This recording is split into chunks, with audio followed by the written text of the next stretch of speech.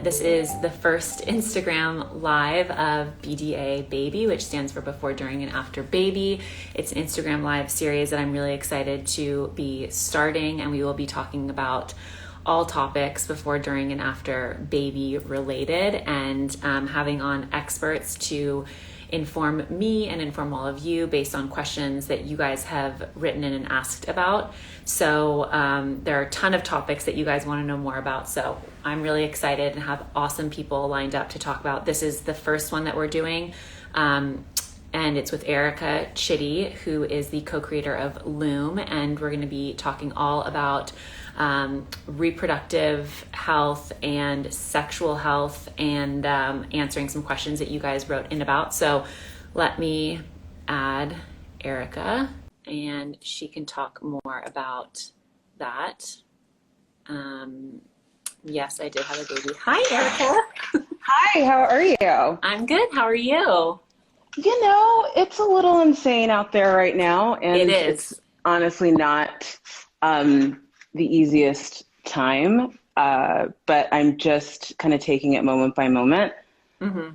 Yeah, I was saying that earlier, that it's such a crazy time, and that we're definitely aware of everything that's going on in the world right now, and just praying for everybody. And it's just a crazy world that we're living in. And there are also so many people who are really excited about this conversation and being able to talk about this topic with you and to learn more from you. So I'm really happy that you're here with me and doing this first episode of this Instagram Live series. Well, I'm really excited to spend some time with you and just, unpack all of those questions that kind of tend to come up around this experience of before, during, and after having a baby. Exactly. And especially having a baby during this new world that we're in. I know, it's a crazy time. I know so many people who are pregnant, and so many people who have had babies during COVID, and it's been a wild time to do that. And we had some really great questions. Before I get to the questions and discussing the topics, can you just tell everybody a little bit about Loom and your expertise in the area of sexual and reproductive health? Yeah, so I am the co-founder and CEO of Loom, and Loom is a well-being platform that focuses on empowering women through sexual and reproductive health. My belief and our belief is that sexual reproductive health is on a continuum. And so there are so many different experiences that a woman or a person with those parts can go through, and it can all happen in one person. So it's having a baby, it's a miscarriage, it's having sex, it's going through menopause, it's navigating fertility. So the idea is that we need to look at that entire experience, kind of the way you're talking about before, during, and after baby. It's really this idea of there are these different seasons of your life, but they're all being experienced inside of your body. And so my expertise is as a doula and health educator who's worked with women exploring all of these different experiences and I've been doing that for basically the better part of a decade now. That's amazing. And I think that it's, when I was originally asking people a couple months ago, what are more topics that people wanted to hear more about, and from experts like yourself, hormones and fertility were definitely at the top of the list of, just topics people want to know more about. I think that they're such complicated and huge topics. So we're definitely going to need to be doing a couple different Instagram lives on this topic, because we won't get to everything in one. But the majority of the questions definitely were focused on knowledge about fertility and also hormones. And I know, based on my knowledge of you, just being able to have a couple of my girlfriends be lucky enough to work with you on their fertility, I think we can start with just fertility and when people should really start considering fertility. I think, so many of us go on birth control when we're in high school and don't really think about it until, one day you want to get pregnant. And a lot of people wrote in asking questions about when fertility is something that you should start thinking about as a woman. Well, I think fertility is something you should start thinking about as soon as possible, and not with this idea of thinking about fertility in order to have a baby. I think the actual concept of understanding how your body works and understanding the basics of your menstrual cycle and when you're ovulating or when you're in your follicular phase, getting that landscape internalized is so important for feeling supported and to actually reduce anxiety. So this idea of, okay, I want to have a baby in, say, 6 months, I'm going to start learning everything about it now. This idea of focusing on fertility when there's a timeline is really not the approach that I would suggest. The idea is to really gently take on that information and phase in that understanding without that pressure on the other side. And so just as like a quick primer, one of the key things that's important to understand are just the general basics of your menstrual cycle. Most people, when they think about the menstrual cycle, they think about just when you're bleeding and having your period. That is actually just one phase of the experience. There are other phases. So, from there, after you bleed, which is actual menstruation, you move into a phase called the follicular phase, which you're in for, around 10 days to 2 weeks. And then at the end of your follicular phase, you have your ovulatory phase, which you're in for about 1 to 3 days. And then you have your luteal phase after you ovulate, which you're in for another kind of 10 to 12 days or so. And then you menstruate and bleed again. And this whole concept of pre-ovulatory and post-ovulatory is really kind of this, deeply kind of dualistic, sorry about that.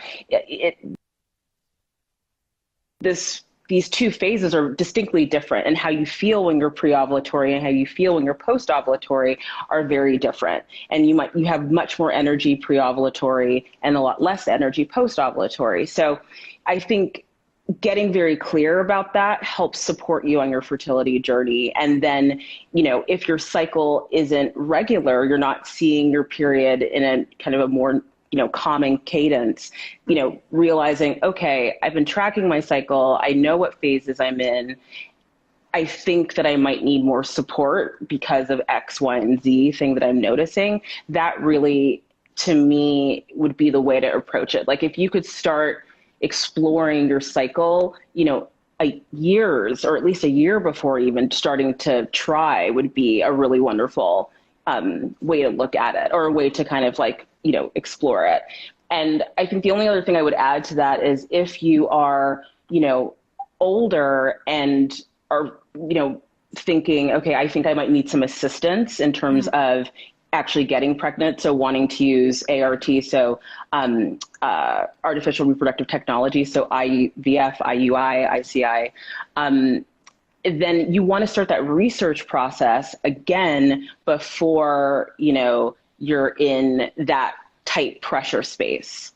So yeah, I think what's also interesting is that is also being aware that everyone's cycle is different and unique. And I think that, this idea of really trying to get familiar with your body and your cycle before you are on this crunch time or pressure build of wanting to get pregnant or wanting to hurry up and, go through that process, having time to do that, I think is such a great suggestion that you're making, because there are so many people that I know, so many women who, get a ton of anxiety. Why aren't I pregnant yet? Why hasn't this happened yet? And I think it's because we go through this, time in our life, especially when you learn about sex education when you're in middle school or high school, and you go through so much of your life trying not to get pregnant. And then, so many people are on birth control, and that leaves your cycle being one specific way because of the hormones that you're taking. And so this idea of really being empowered through knowing your body and getting comfortable with it and being able to understand your cycle wasn't something that I had heard of until one of my good friends had talked to you. And it was such an interesting perspective and an outlook on, your period and your sexual health, and feeling empowered by that. Yeah. And I think too, what you're saying is this idea of that inner knowing, especially when it comes to fertility and this idea of anxiety or feeling stressed about it, where you are in your cycle when you're not on birth control or contraceptive drugs deeply impacts your mental health and your anxiety. So, how you feel half the month and how you feel in the other half are actually really different. And so just understanding, how that impacts your fertility journey can be really important too. How much does stress take part in your fertility journey? We're having a lot of people ask about stress being a factor.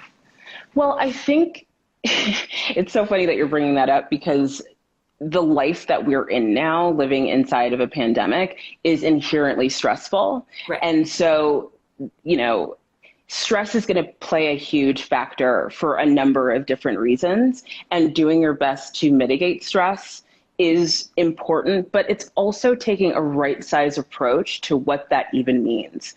The idea that you're going to get rid of all of your stress is impossible. And what I really have been suggesting to a lot of people in this time is just befriending stress, and actually like the intrusive thoughts, the anxiety, the things that feel really bad that you actually can't really do anything about right now. What would it look like to turn towards those thoughts and to really look at them with more curiosity, as opposed to being like, I don't want to think about that. I wish that I could, kind of get that out of my life, or, turn that off. I think it's, journaling about it, writing it down, and just befriending that, because we're in this time where it's not really clear when this is going to be over. And so I think that first step is making that connection with what feels stressful. And then once there's an understanding of that, then making small, tiny steps towards, making that stress more manageable in your life. And that might look like talking to somebody about it. And that doesn't necessarily have to be a professional. It can be a friend, or a family member. And it can be as simple as just making sure that, you're just literally eating, like putting food in your body every day is a way to combat stress. Mm-hmm. And when we're under stress, sometimes our appetite is the first thing to go, or like our appetite totally changes and we're just eating things that might not be as nourishing. The way I'm trying to explain this is that stress is unavoidable right now. And the best way to navigate stress is getting clear on what is the stress, because sometimes we're like, I'm stressed, but we don't even really know exactly what it is. And then understanding what are the small, tiny incremental changes I can make to manage that stress before, making really big goals around how you're going to make change around that stress. Right. I think it's also interesting when you were talking about the different phases of your cycle. There are so many people who are talking about fertility struggles, challenges, also just the lack of knowledge I think that so many of us have when it comes to the different phases of our cycle as women, and getting pregnant for a lot of people, and really learning that sometimes there's only, I think, 2 or 3 days in your cycle that you actually can get pregnant. Yeah, so basically there's about 5 to 6 days of your cycle where pregnancy can happen. And, what's interesting when I would be coaching people over the years is we're not just having sex if you are conceiving without assistance in that window. The idea really is just have sex regularly so that it's happening and you're building that habit and you're taking the edge off of that process. Because I think what a lot of people that are, conceiving without assistance and are conceiving in a hetero partnership kind of struggle with is like, oh, it's that time and like we better do it. And that intensity isn't sustainable and it doesn't feel good. And so really my recommendation is just get into a regular cadence of sex that, ticks up during that period of time when you are in that go zone, in that ovulatory phase, so that it just feels like something that you are just kind of gently participating in, and there isn't that intensity, because that stress and intensity can really negatively impact performance for both partners, and also can just make the actual sex not feel good. And that is not what you want when you're trying to, have a baby or make a person. When you talk about having regular sex, what does that look like for a lot of people in their relationships? Well, I think the idea, and what's interesting about this, and this is a great time to bring up my friend and Loom advisor, Dr. Emily Nagoski. She wrote a book called Come As You Are. And one of the things that she talks about in this book is this idea of spontaneous and responsive desire. And the idea being that women or people that identify that way typically need to react to something to remember that they are, actually sexually interested in their partner, especially if they've been with them for a long time. Whereas men or male identifying people might are more commonly have a more common experience of something called spontaneous desire, meaning like, the wind or like a chair leg is going to be the thing that like makes it go down.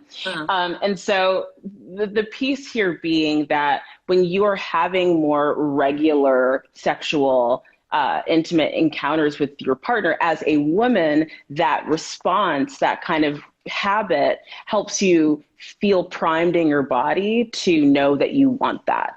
Versus for men, they don't necessarily need that kind of kindling, that like kind of continuous kind of heat being there and being built. Right. So, the idea for what it could look like is, trying to have sex on a regular basis. Maybe that's once or twice a week. And again, not to be overly prescriptive, sex also doesn't have to be, penetrative or intercourse. It can be outer course. It can be clitoral stimulation. It can be mutual masturbation.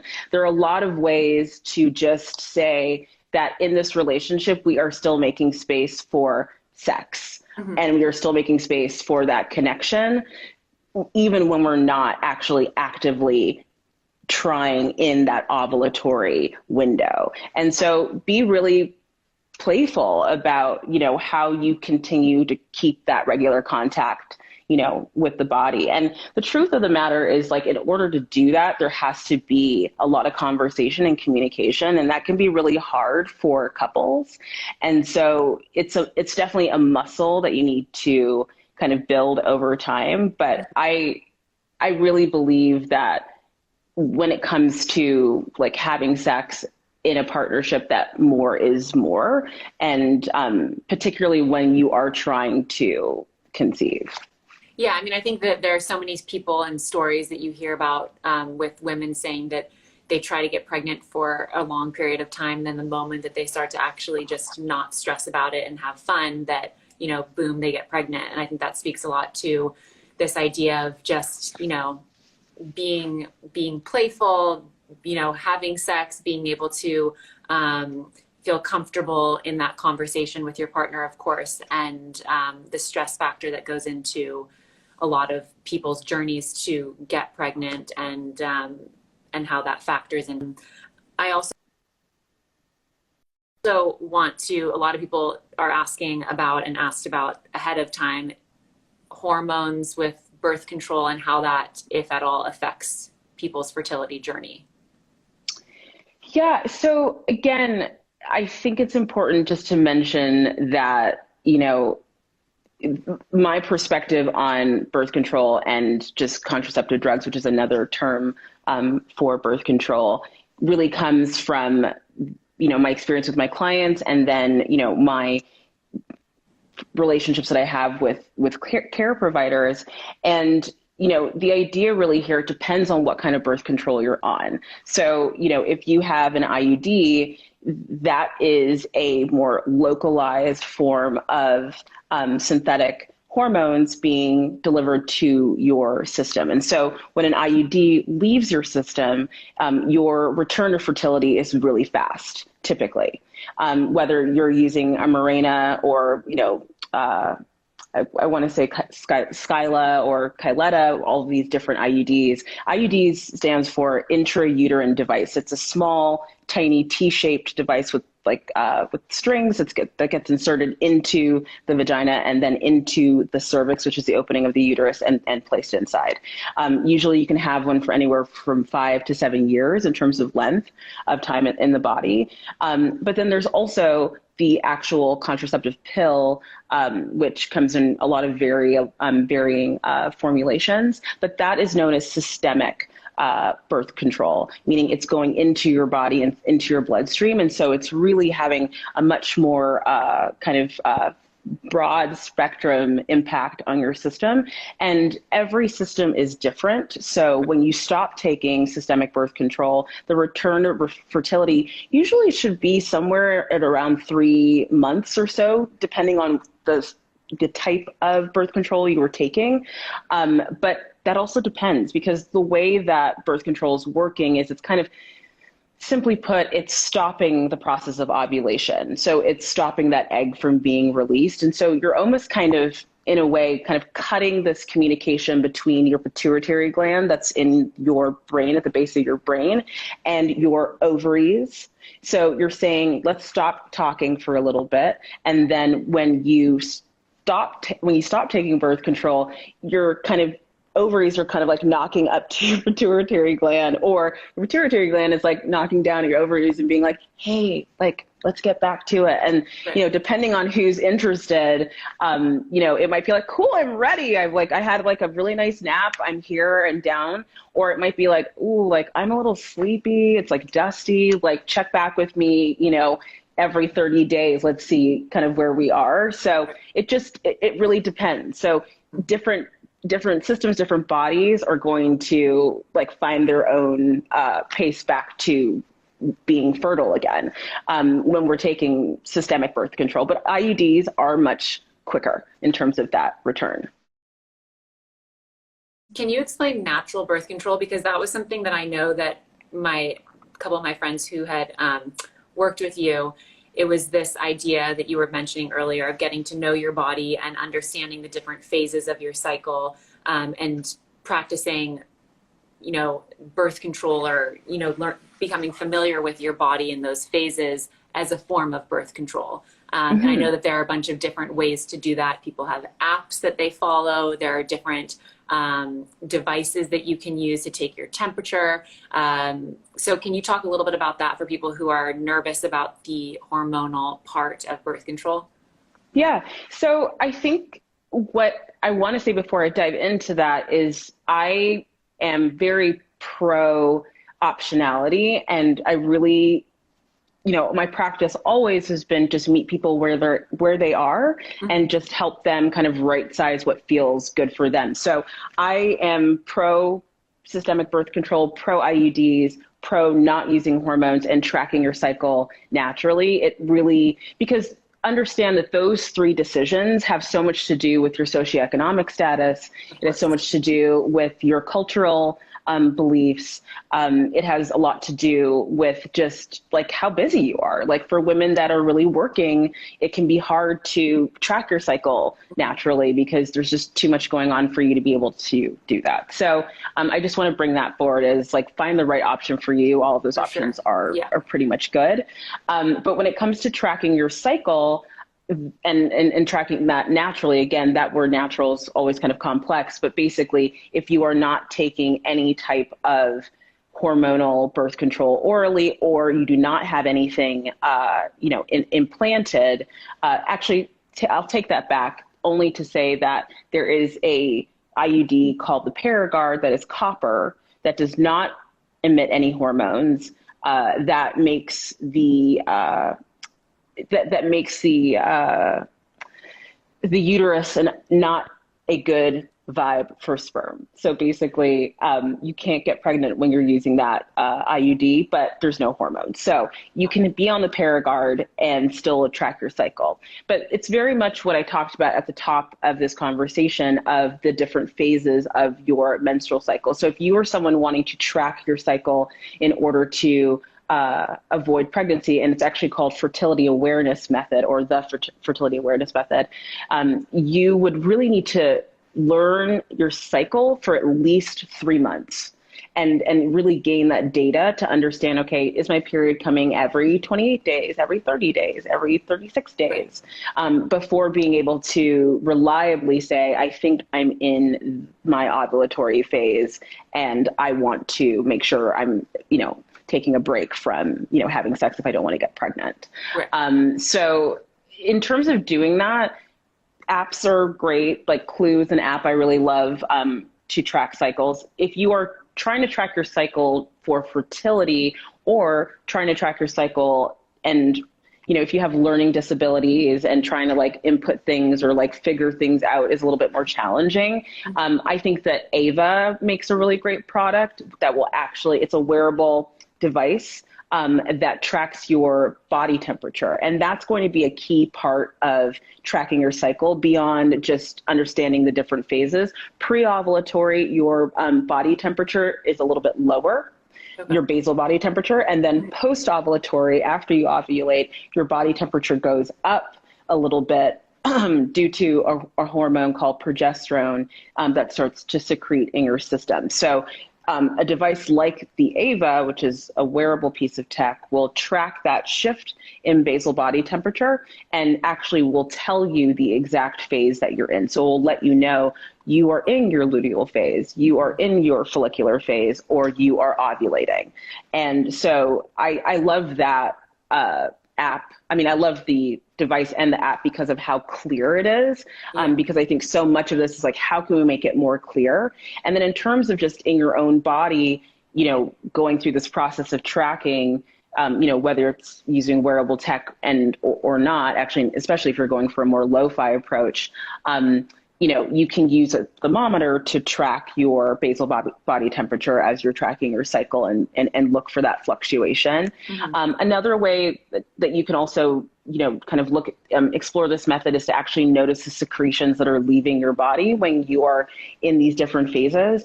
During ovulation, the cervical mucus that is released tends to be much more like elastic and stretchy, kind of like egg white consistency, uncooked egg white consistency. So we were like, it's like, no, it's not that.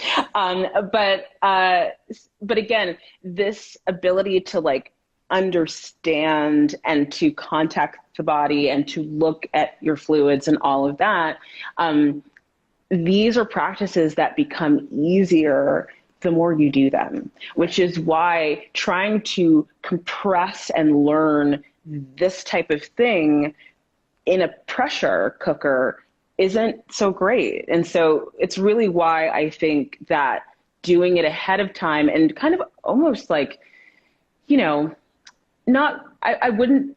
want to like overhype it and say like falling in love with your body, but it's like, pause and take the time to like learn the story of your body. Right. and really think of it that way. Or, if you're not really a fiction person, think of it as like, how do you start to collect data about your body? And how long do you think is reasonable for you to have enough data to make empowered choices around what your body is doing? So that would really kind of be like the recommendation. But just to recap in terms of the fertility awareness method, it is a combination of basal body temperature, tracking that, also tracking cervical fluid or cervical mucus, also understanding where the cervix, which is the opening of the uterus, where it is in your body as you move through the different phases. It actually moves up and it moves down in your body. So the closer you are to ovulating, the higher it becomes and the softer it becomes. And the closer you move towards having your period, it descends a little bit and is harder, kind of like the tip of your nose. And in terms of like locating your cervix, it's inside of the vagina, kind of like pretty far back. Best way to try and find that for yourself too would be, sitting on the toilet is a great place, when you're lying down. And I think, just to kind of give people a little bit of clarity, if you have had penetrative sex and you've ever been like, oh, that is too deep, what is being hit is your cervix. The cervix has a ton of nerve endings. So if you're kind of like, where is my cervix? Think about that. And like, that's kind of where it's hanging out. And you can just, try and like locate, like, I remember when it did feel too deep. Okay, that's my, like, okay, I'm starting here. Like that's kind of a way to kind of locate it. But those are the pieces that you have to look at when thinking about fertility awareness method, and kind of starting to track that. off of birth control, right? Correct. Okay. Yeah, except for if you're on the Paragard IUD, which is a copper IUD that has no hormones, you're still going to go through your entire menstrual cycle. There'll be no interruption.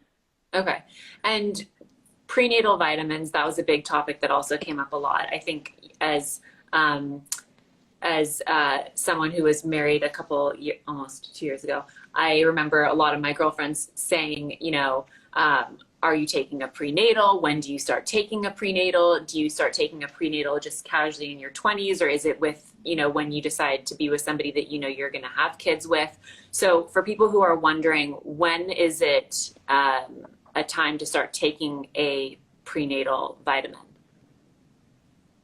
Yeah, so, I think prenatal vitamins are really important to start taking as soon as you start to think about it. So, within a year, I would say is a great time to start taking a prenatal vitamin.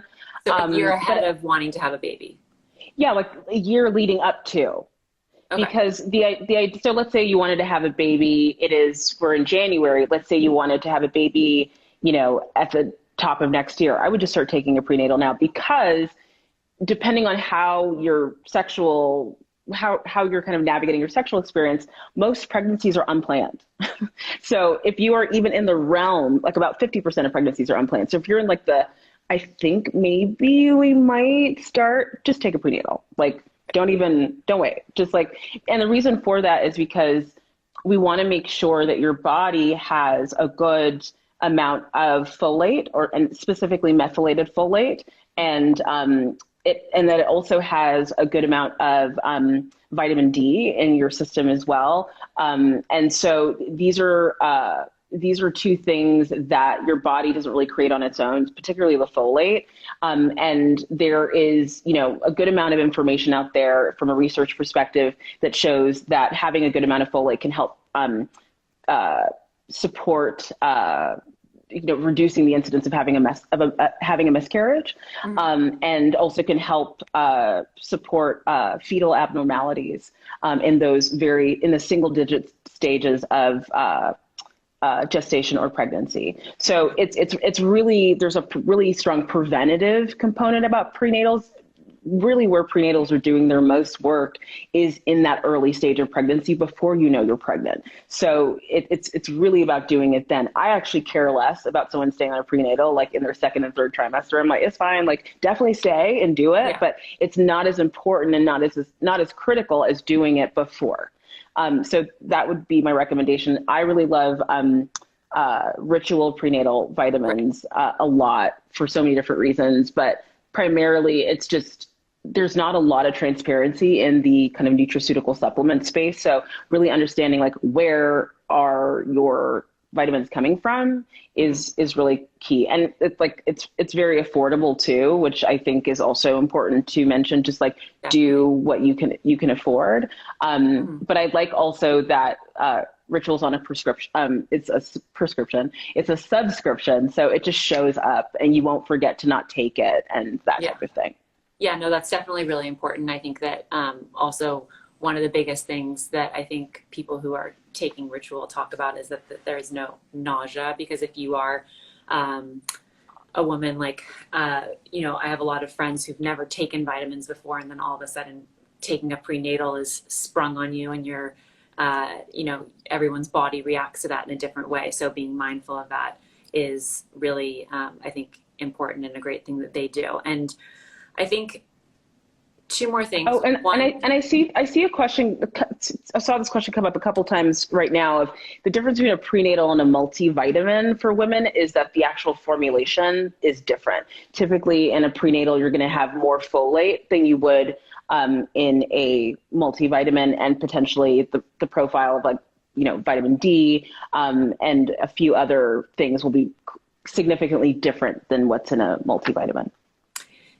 Yeah, that's super informative, and I think really good to clarify, because so many people are taking multivitamins thinking that that's giving them everything that you possibly need, but it's good to be on a specific prenatal blend.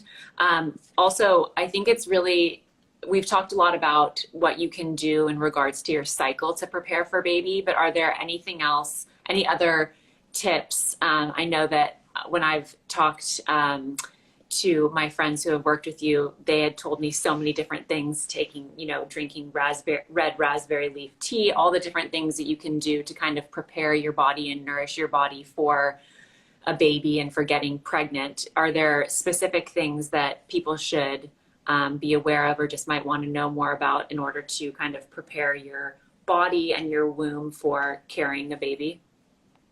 Yeah, I think, in terms of things that you should take, I hate to be overly prescriptive around that, because I think the recommendations I made, especially like with your friends, were very much like, a little bit bespoke to their lives and like what would make the most sense for them.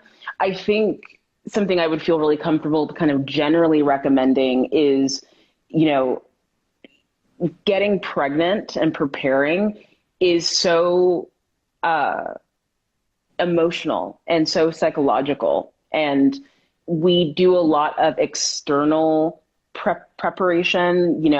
It's the prenatals. It's like, I'm going to eat this. I'm going to drink this tea. I'm going to like do, this.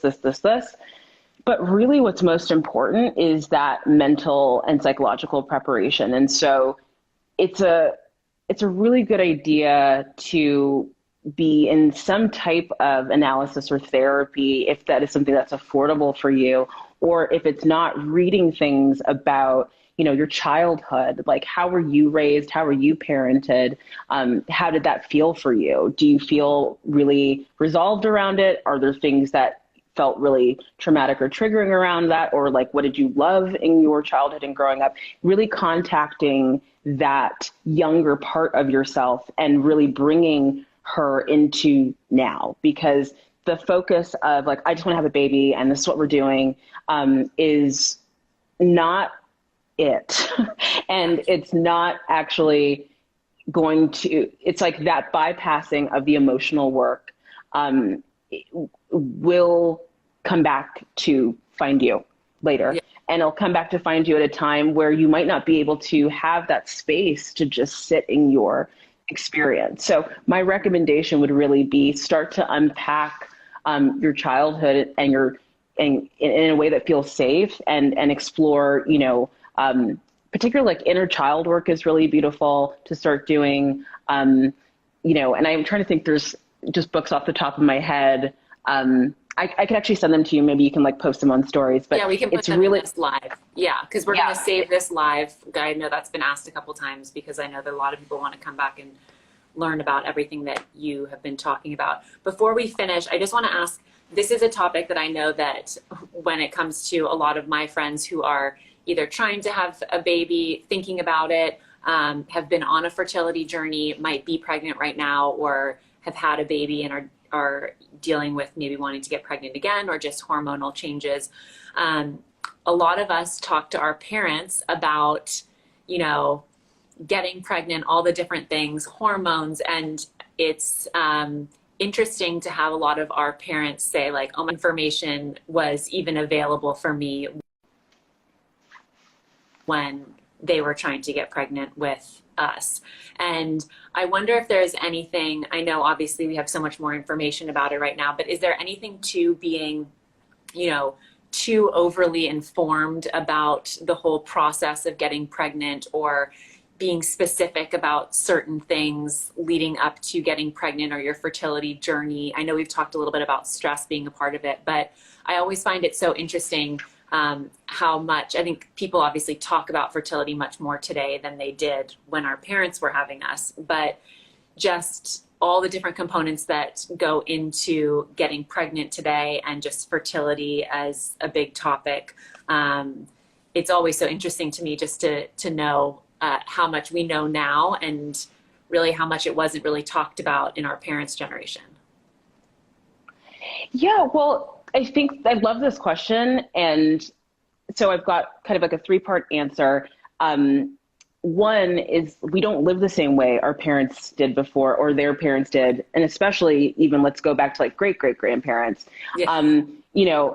There was more like physical activity. We were outdoors more. We were, gardening, growing our own food, walking more. And so when we were having more physical experiences and kind of calibrating our systems better, getting more access to sunlight, like not working in front of a computer all day, there doesn't have to be as much discussion about fertility because there was a different culture and the body was just getting what it needed and having an easier time probably getting pregnant.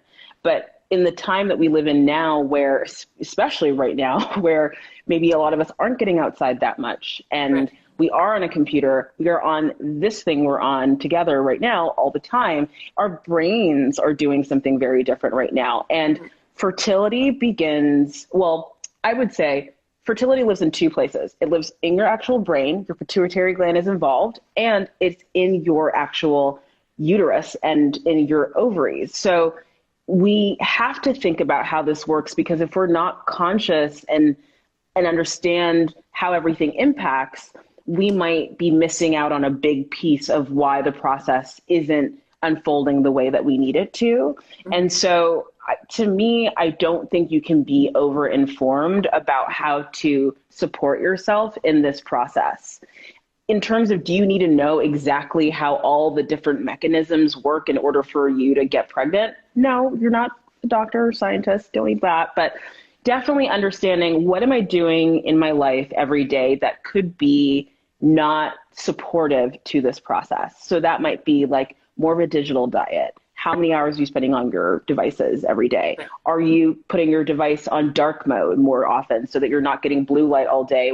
That's like jacking your melatonin and making it hard for you to sleep because you're not having sleep regularly. That is going to impact your fertility process for a number of different reasons. So it's like that type of hacking, like that awareness of just like, okay, how is this new world supporting me, or how is it depleting me? Right. That's important to know. And like in terms of like your mom and say my mom and like that time, you know, I think patriarchy is also a really important thing just to mention, like as we're, you know, wrapping up. It's just women have been denied essential information about their bodies for so long that now that we're learning about it, it feels like it might be too much. But if we had had our way and patriarchy had not had so much of a strong grip on our culture, we would have known this information all along.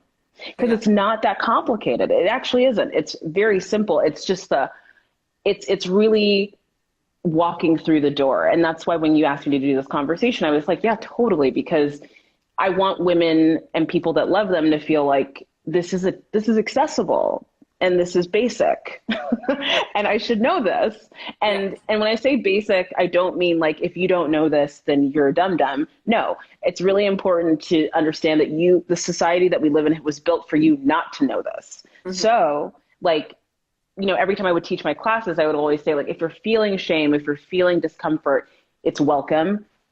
It's appropriate, because this world was designed for you to not understand your body at all. So be really gentle, actually, as you are taking on all this new information. You're not going to do it perfectly. You don't need to. Actually, perfection is harmful, but curiosity is great. Like, just really take in, like, what makes the most sense. But to me, I really feel like you can't know too much. You'll just right size what you need, you know? Yeah.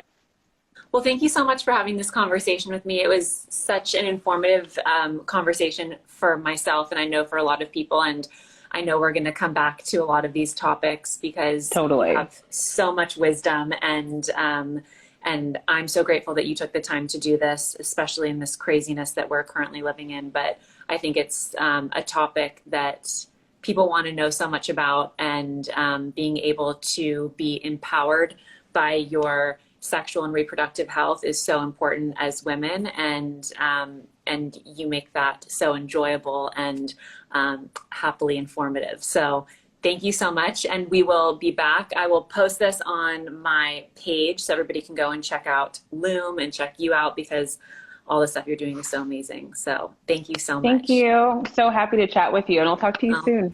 Thank you. Thanks, Erica. Bye.